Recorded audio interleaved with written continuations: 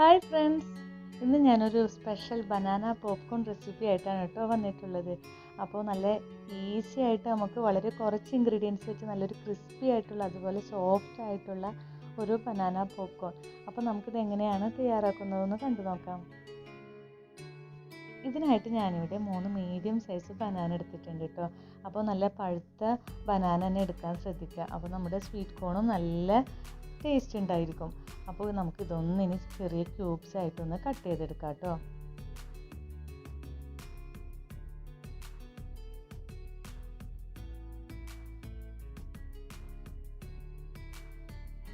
ഇപ്പോൾ ഞാനിതുപോലെ ക്യൂബ്സ് ആയിട്ട് കട്ട് ചെയ്ത് കൊടുക്കുന്നുണ്ട്. ഇപ്പോൾ എല്ലാ ബനാനയും ഇതുപോലെ ക്യൂബ്സ് ആക്കി എടുത്തിട്ടുണ്ട് കേട്ടോ. ഇനി നമുക്ക് ഒരു പാൻ വെച്ച് കൊടുത്തിട്ട് അതിലേക്ക് 2 ടേബിൾ സ്പൂൺ ഗീ അല്ലെങ്കിൽ ബട്ടർ ചേർത്ത് കൊടുക്കാം. ഇനി നമുക്ക് ഈ ബനാന ക്യൂബ്സ് ഒന്ന് റോസ്റ്റ് ചെയ്തെടുക്കാം കേട്ടോ. നമ്മൾ സാധാരണ കുഞ്ഞുങ്ങൾക്കൊക്കെ ബനാന വാട്ടി കൊടുക്കില്ലേ, അതേപോലെ തന്നെ നമ്മളിതൊന്ന് റോസ്റ്റ് ചെയ്തെടുക്കാൻ പോവാണ്.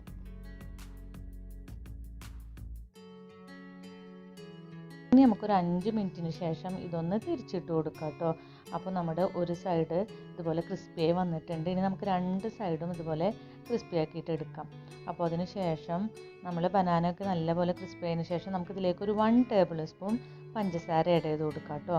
അതിന് ശേഷം നമുക്ക് തീ ഓഫ് ചെയ്തിട്ട് ഇതൊന്ന് തണുക്കാനായിട്ട് മാറ്റി വെക്കാം.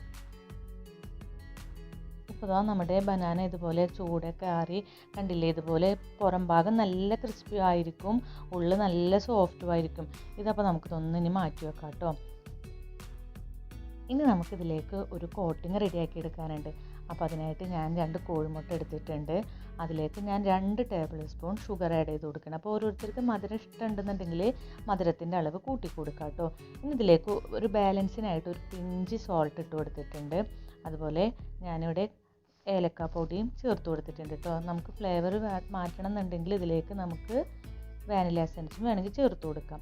ഇനി നമുക്ക് ഈ ബാറ്ററിലേക്ക് നമ്മൾ നേരത്തെ റോസ്റ്റ് ചെയ്ത് വെച്ചിരിക്കുന്ന നമ്മുടെ ബനാന ക്യൂബ്സ് ഇതുപോലെ ഓരോന്നായിട്ട് ഇട്ട് കൊടുക്കാം. അതിനുശേഷം ഞാനിതൊന്ന് ബ്രെഡ് ക്രംസിലിട്ടിട്ട് കോട്ട് ചെയ്തെടുക്കണം കേട്ടോ. അപ്പോൾ നമ്മൾ ഓരോ ബനാന ക്യൂബ്സും ഇതുപോലെ നല്ലതുപോലെ ഒന്ന് കോട്ട് ചെയ്തിട്ടെടുക്കാം. കണ്ടില്ലേ, ഇതേപോലെ നമ്മുടെ ഓരോ ബനാന ക്യൂബ്സും കോട്ട് ചെയ്തെടുത്തിട്ടുണ്ട് കേട്ടോ. ഇനി നമുക്കിതൊന്ന് ഡീപ്പ് ഫ്രൈ ചെയ്തിട്ടെടുക്കാം. അപ്പോൾ അതിനായിട്ട് ഞാനൊരു പാൻ വെച്ച് കൊടുത്തിട്ടുണ്ട്. അതിലേക്ക് ഓയിൽ ഒഴിച്ച് കൊടുത്തിട്ടുണ്ട്. ഇനി നമുക്ക് ഈ ബനാന ക്യൂബ്സ് ഓരോന്ന് ഇതുപോലെ ഇട്ട് കൊടുക്കാം കേട്ടോ. എന്നിട്ട് നമുക്ക് ഒരു സൈഡ് ഒന്ന് മൊരിഞ്ഞ് വരുമ്പോൾ നമുക്കിത് തിരിച്ചിട്ട് കൊടുക്കാം. അതുപോലെ നമുക്ക് നല്ല ഗോൾഡൻ ബ്രൗൺ കളർ ആകുന്നത് വരെ ഇതൊന്ന് ഫ്രൈ ചെയ്തെടുക്കാം. ഈ ബനാന പോപ്കോൺ നമുക്ക് ഒരു 5 മിനിറ്റ് കൊണ്ട് തന്നെ ഇത് ഫ്രൈ ചെയ്തെടുക്കാം കേട്ടോ. നമ്മുടെ ബനാന ഓൾറെഡി നെയ്യിലൊക്കെ ഇട്ട് നമ്മൾ റോസ്റ്റ് ചെയ്തെടുത്തതാണല്ലോ. അപ്പോൾ നമുക്ക് വളരെ പെട്ടെന്ന് തന്നെ ഇത് ഫ്രൈ ചെയ്തെടുക്കാം.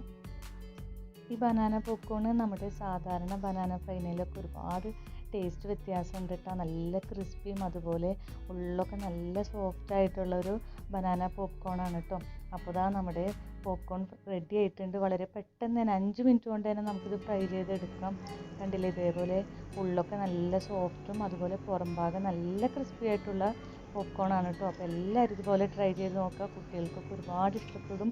ഒരു വെറൈറ്റി സ്നാക്ക് തന്നെയാണ് ഇത്. എല്ലാവരും ഒന്ന് ട്രൈ ചെയ്ത് നോക്കാം കേട്ടോ. അപ്പോൾ എൻ്റെ വീഡിയോ ഇഷ്ടപ്പെട്ടാൽ ലൈക്ക് ചെയ്യുക, ഷെയർ ചെയ്യുക, സബ്സ്ക്രൈബ് ചെയ്യുക. Thank you.